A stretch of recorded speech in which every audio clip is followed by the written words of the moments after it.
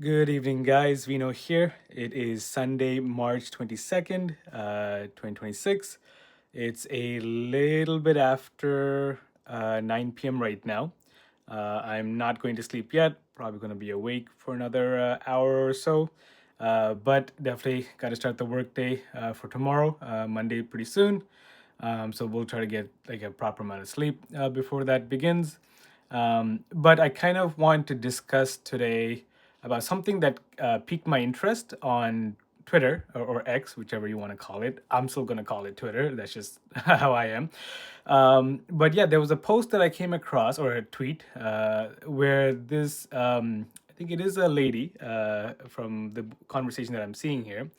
But this lady had responded to another lady's tweet.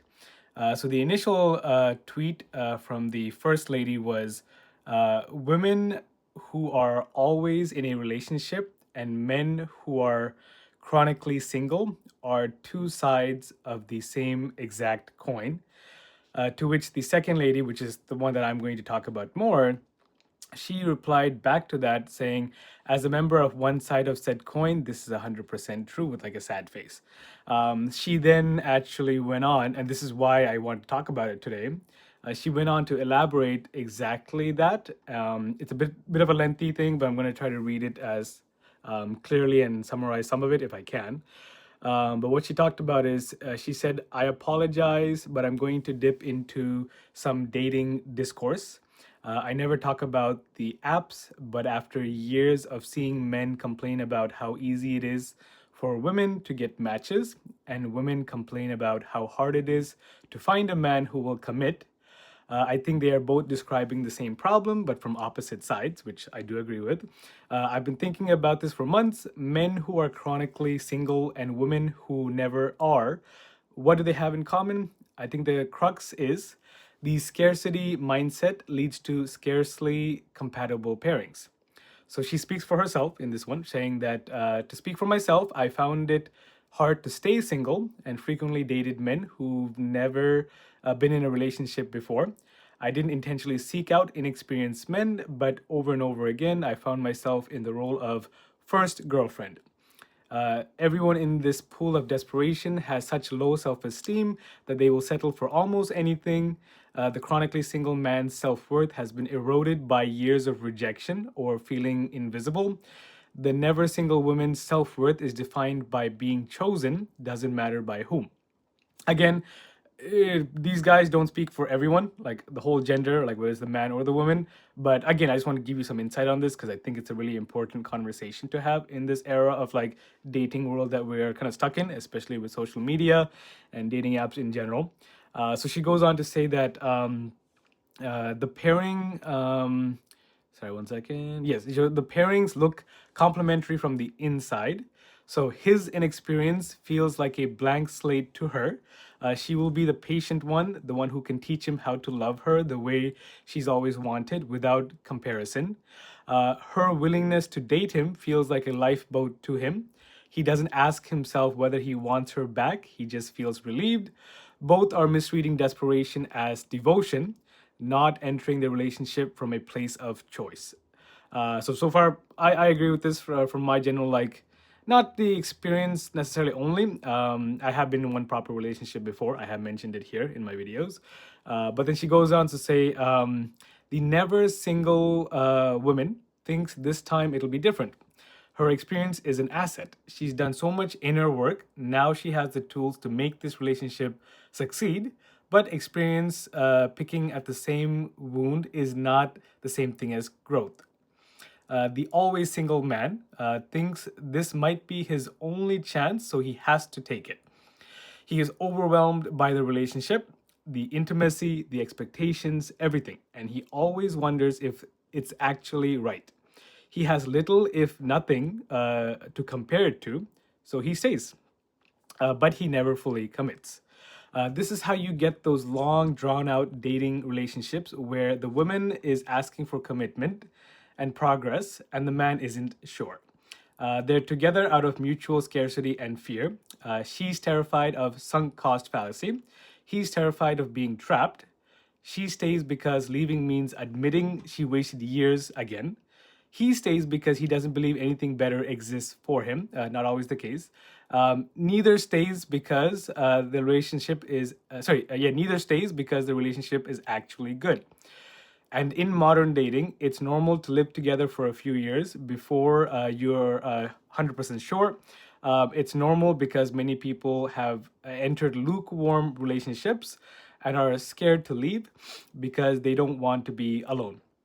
We hear countless stories of 27 to 35-year-olds in ambivalent 4+ year relationships. Then we apply theories like insecure attachment to the people in those relationships, never considering that those relationships may actually be legitimately insecure the whole time. So, two sides of the same coin, scarcity mindset on both sides. I know that's a lot of like language, a lot of like things and information that I just mentioned there. But I think both like parts of this can be true. Some people may disagree. They may think like, no, like women aren't always being chosen either. And for the men, they might not see it as, oh, I'm not that desperate, or, I don't take anything that comes by. I have choices, I have standards too. Which again, that is the case. Like everyone, when it comes to dating, like they're allowed to have standards. Obviously, don't be like disrespectful to either gender, depending on what kind of like relationship and kind of sexuality that you are identifying as. But I can only speak for myself in the current situation. I'm a straight man. Obviously, I look for and I want relationships with women. But definitely, what I do agree with this is the fact that, yeah, women at the end of the day, like no matter what, like they will always have more options and more choices. The average woman will still get some level of requests and DMs and like, a kind of a yes or approved for dating, versus the average man, myself included, is kind of, I mean, again, with the simple terms, it's not just a rejection. It's like, I think the one part that I really do agree with is the fact that chronically single man's self-worth has been eroded by years of rejection or feeling invisible. I think it really depends on the guy too. There's a lot of men out there who, because of the way that they grew up, from like elementary to high school to then university or college, they always, it's a good trait too. They're very stubborn. They're very like, I guess you could say, not afraid to handle that rejection too. So they will keep trying to ask people out, and or sorry, ask women out in this particular case. To speak from my own experience, will keep trying to ask women out, and then obviously face that rejection. But at the same time, some of them will get a chance to actually date somebody, right? And that's the thing. Like for men, I think it's a very crude term, but I still agree with it for the most part. For men, it's a numbers game.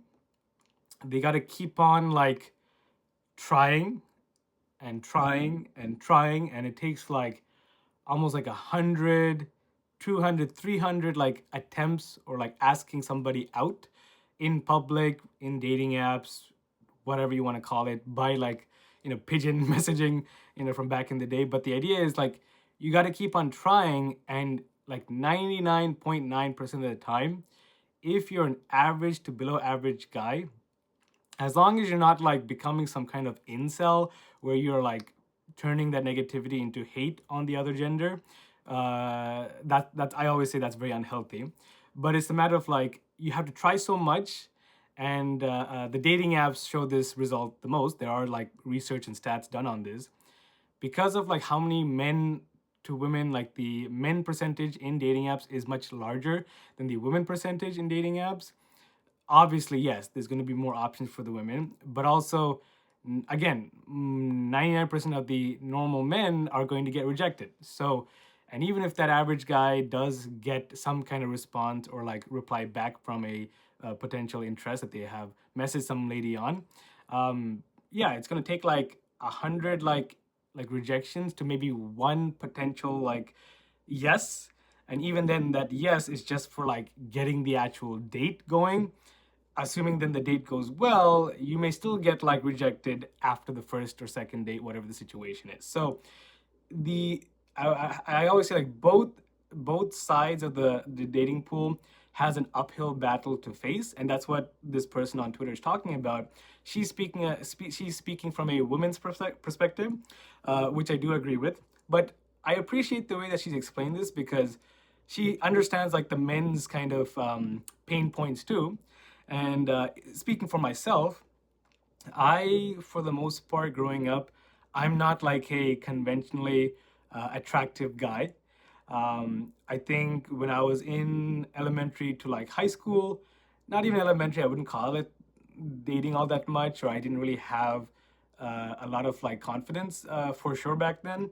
But high school, I would say, was the toughest. I still remember like attempting to like what do I call it, like muster up the courage to let like one or two like girls in my class or in my grade at that time that I liked them. And speaking from experience, I'm sure a lot of guys who are average like me have had a really tough experience in that elementary to high school period itself, where you go up to a girl, and I distinctly remember this. It was in grade 9, I believe. And again, say, I'm not sharing this story in terms of like any kind of bitterness or grudge that I hold on to, but it's just I'm sharing the experience that I asked this girl out for a dance during a school dance, and it was like a during the day kind of like event or function in high school, grade 9. And I was like, I didn't look like this. I was a lot more like, I had glasses. I was even more nerdier back then. I didn't know how to like style my hair or get a proper haircut. I had pretty bad acne. That was a lot more severe back then compared to now. And yeah, I remember this girl. She was also like a, in my grade and in my, I think my home class, if I remember correctly. I tried to ask her for a dance, and literally, I remember she looked at me and she kind of like gave me this look that was like almost disgusted. And remember, this is like grade 9 in high school. So already your confidence and self-esteem is always shaken up because you're still going through puberty and like you're kind of struggling with identity. But then that kind of rejection where the other party looks at you in disgust, then I remember she kind of like laughed a little bit too, and then she kind of ran away, or like walked away to her like friend group, and that kind of wrecked me for like at least a good hour at that time after that happened during that day. And again, this is grade 9, so everything is more dramatic as a teenager than it is now when I look back at it. But from that experience, I then set the pace of dating afterwards. So any type of like interest or like in someone that I really liked through the rest of high school, it was always like in the back of my mind, like, oh, I am bothering them because I saw the other guys in my class who were a lot more like, I guess you could say, attractive or like cool or popular. They would like eventually, by the time grade 12 hit, like they would have dated, they would have had like experiences of having a girlfriend, etc. And obviously we don't take high school too seriously, even though high school is such a developmental stage for everyone growing up. But then I remember like entering university, and that's when I really started like trying to put my foot forward more. But because of the experience that I had growing up and in high school, my self-esteem was even worse entering my college slash university life. So I had to then deal with the stress of getting through university, and also instead of having a more balanced social dating life, I had no dating life. And I think even the one other kind of girl that I was interested in university, I think it was second year university, if I remember correctly. It was a girl that I had become pretty good friends with. She was into like anime, and she was kind of a short girl, but she was really cute in my eyes, and I was like head over heels in that moment.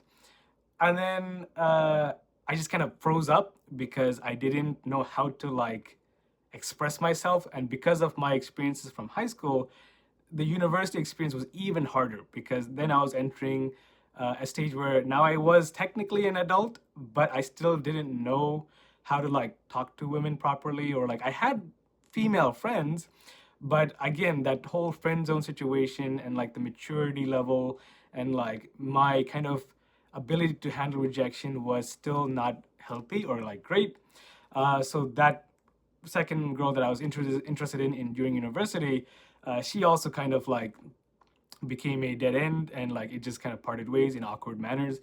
And it wasn't until after I graduated university that I then started like actually dating the person that I mentioned in one of my previous videos. And I felt like, okay, that was actually one of the better experiences, even though the relationship ended badly. Because she was a friend for many years, I was able to kind of build up my, I guess you could say, my ability to handle rejection better. But again, I had been chronically single for a long time.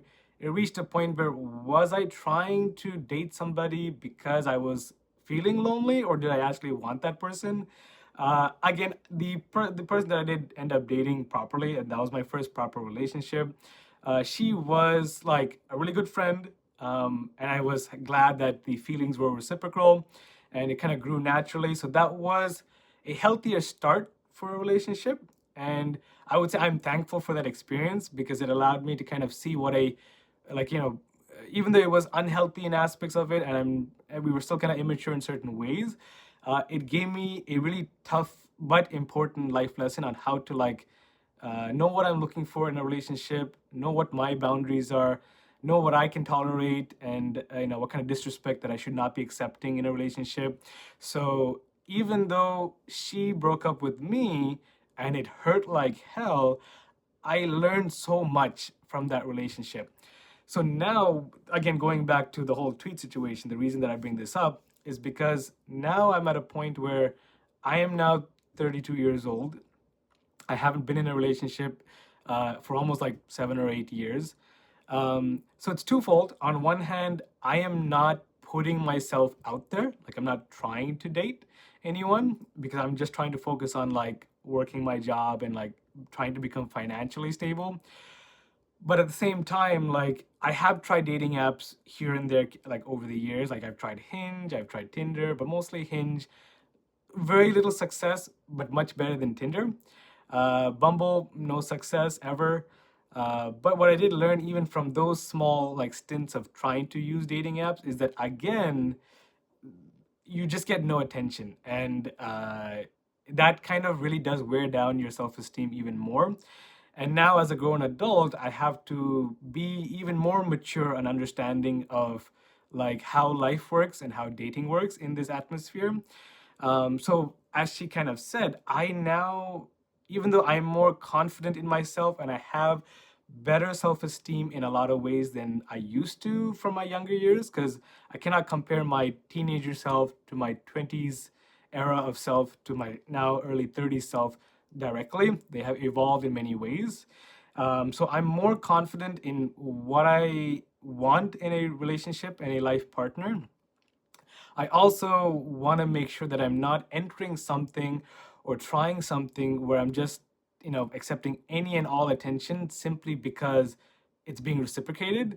And I don't want to, yeah, and I like this thing. It says, both are misreading desperation as devotion, not entering the relationship from a place of choice. So we may be thinking like we're entering this relationship by choice, but yeah, I don't think it's a good, like, healthy manner. So I replied to this person just saying, "You've explained it pretty well. As a guy who's had one proper relationship that's been single again for about 8 years now, I want to be with someone, but I don't want to start something out of desperation. It is a disservice to myself and the other person. So it sucks. And it's one of, again, I go back to that saying, which I've said many times, and I do agree with this. Um, I may not be single by choice, but I value my peace. And, with a lot of like people that I'm observing and like my friend group and my kind of acquaintances that I've met and still keep in touch with, or at least observe on social media over the years, I can see like some of them have really entered a relationship where they are now married and have a kid together, which I am so happy for them. I also see the people who have entered marriages that are now divorced, and I am seeing relationships that are like very toxic and like very bad for both parties. So I'm kind of glad that I am not stuck in an era where, if I had like did end up somehow finding somebody in my 20s, like my late 20s, for example, or in my mid 20s, and then I ended up like marrying them, or like we ended up moving in together. Like, I can't imagine like what if that had gone so bad that it became even more toxic and bad for my mental health. But yeah, so that's the thing. It's like I'm thankful for the experiences that I have had, but again, like it is a definitely a problem that aligns on the same coin, with each gender or each party dealing with the same problem. The dating world and the like social media hasn't helped the situation. It's definitely gotten worse. But at the same time, on Instagram and all social media, I do see a lot of like really healthy, loving, and like supporting relationships as well. And I always look to my parents as one of the best examples, because even though they were kind of an arranged marriage from back in the day in their time period, I can see that they still want to do life together through the hardships and through the kind of good days as well. So that's the kind of example that I live by. So if in the future, if I am fortunate enough to find somebody that loves me as much as I love them, and they're having the mindset of we're going to do life together through all of its ups and downs, that's the kind of relationship and partner that I'm looking for. And I've always kept this mindset of if I am dating somebody, I'm dating with the intention of being together for a lifetime, or like marriage, like a proper relationship. I'm not one for like flings or like random like situationships. It's really not my style. But again, I don't have a lot of options in that matter, because the world still sees physical appearance as like the entry point, which I don't like kind of knock people down for. I get it. Physical attraction has to be there. So there are parts of myself where I'm trying to like you know shave and like take care of my body and take care of my skin and like dress a lot better. So it is a learning curve for everyone, and I have gotten better at like taking care of myself. Not completely. There are still some areas that I'm working on. Financially, I'm trying to make sure I can like make more money and like stand up for myself, hopefully in the future.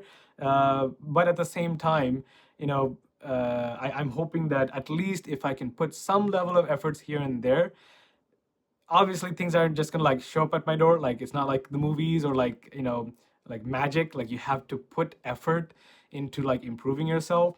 And that's why I'm always against this like kind of mindset of, oh, you have to love yourself to like love someone else or like to enter a relationship. I really disagree with that, because you can still love yourself, or at the very least you may like not love all parts of yourself, but I don't think that's a requirement to enter a relationship properly, or like a healthy one. I think everyone needs different kinds of like intimacy and love, and like just love languages and attention. So familial, like family, like kindness and love in that sense is only one category. And then like having a romantic interest or a romantic love and attention is a completely different aspect of that kind of situation or that category. So yeah, you obviously need to like not be having some level of baggage that you should obviously have worked through or gone to therapy for, etc. But I think aside from that, everyone deserves to be loved for who they are. And that is my mindset always. Just because I know what experience that I have gone through, and the amount of judgment and like pain that I have gone through. And obviously there's going to be scars. Everyone has scars that they are kind of dealing with and healing from, or they may not have been completely healed from just yet. But at the same time, I think still everyone deserves to be loved in the way that they want to be. So that's why I'm not going to like say that women should be doing this or men should be doing this necessarily, like to make things work.